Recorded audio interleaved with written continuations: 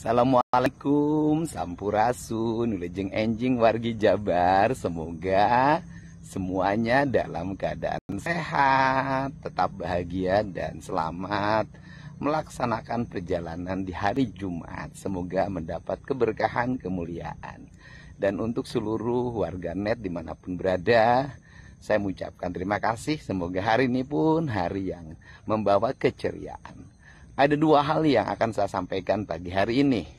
Yang pertama adalah mengenai sikap saya terhadap sekelompok orang yang mungkin di situ adalah oknum dari sponsor atau pendukung salah satu klub di Kabupaten Subang. Yang klub itu sebenarnya sudah menjadi klub profesional yang dikelola secara profesional oleh sebuah perusahaan.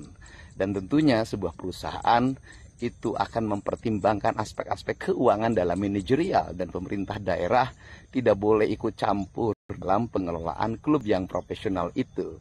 Andai kata pun kita memberikan dukungan, maka dukungan yang kita berikan adalah dukungan sarana dan prasarana.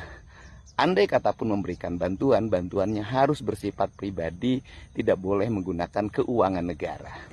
Kemudian yang kedua, anak-anak itu tidak mandiri. Mereka berkumpul dari berbagai tempat dengan jarak yang sangat jauh.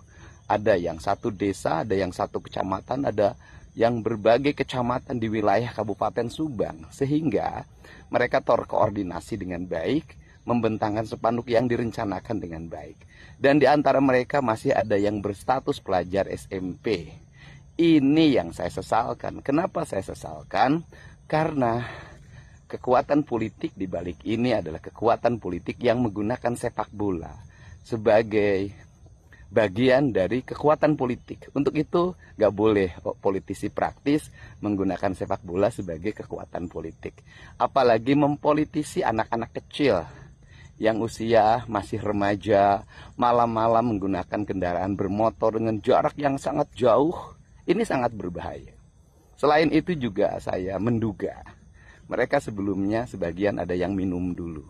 Nah, ini yang saya sesalkan. Semoga mereka politisi yang main-main di wilayah ini, hentikanlah cara-cara berpolitik buruk dengan menggunakan anak-anak remaja untuk mengekspresikan seluruh kekecewaan dirinya.